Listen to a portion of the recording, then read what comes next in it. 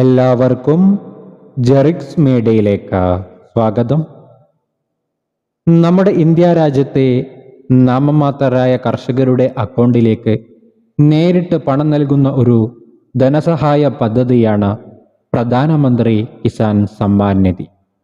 ഓരോ വർഷവും 2000 രൂപ വീതം 3 ഗഡുക്കളായിട്ട് 6000 രൂപ വീതമാണ് ഓരോ കർഷകനും ലഭിക്കുന്നത്. ഇപ്പോൾ ആ ഒരു തുക ഇവർ തിരിച്ചു നൽകേണ്ടതാണ്. നിരവധി ആളുകളിൽ നിന്ന് തുക തിരിച്ചു പിടിച്ചിരിക്കുകയാണ്. ഇതിൻ്റെ വിശദമായ കാര്യം നമുക്ക് നോക്കാം.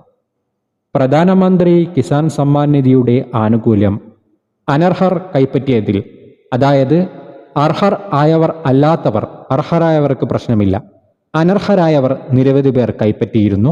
അവരിൽ നിന്ന് 416.75 കോടി രൂപ കേന്ദ്രം തിരിച്ചു പിടിച്ചിരിക്കുകയാണ്. കേരളം ഉൾപ്പെടെയുള്ള സംസ്ഥാനങ്ങളിൽ ഒരേ കുടുംബത്തിലെ ആളുകൾ അനർഹമായി ആനുകൂല്യം കൈപ്പറ്റിയിരുന്നു എന്ന് കണ്ടെത്തുന്നു എന്ന് കേന്ദ്ര കൃഷി മന്ത്രാലയം കണ്ടെത്തിയിരിക്കുകയാണ്. ഇത്തരത്തിൽ 29.13 ലക്ഷം അക്കൗണ്ടുകളാണ് രാജ്യവ്യാപകമായി അനർഹമായി തുക കൈപ്പറ്റുന്നതായി കണ്ടെത്തിയത്. ഇതിനെ തുടർന്നാണ് അനർഹർ കൈപ്പറ്റിയ ആനുകൂല്യം പിടിച്ചെടുത്തത്. തുക തിരിച്ചു നൽകാൻ സംസ്ഥാനങ്ങളോട് നിർദ്ദേശിച്ചത്.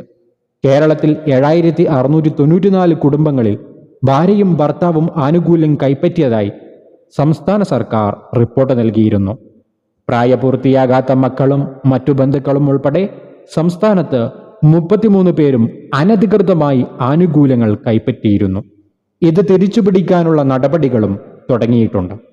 ഈയൊരു കാര്യം PM കിസാൻ സമ്മാൻ നിധി വാങ്ങുന്നവർ ശ്രദ്ധിക്കുക. അനർഹമായി നിങ്ങൾ തുക കൈപ്പറ്റുമ്പോൾ അർഹരായവർക്ക് തുക ലഭിക്കാതെ പോവുകയാണ് ചെയ്യുന്നത്.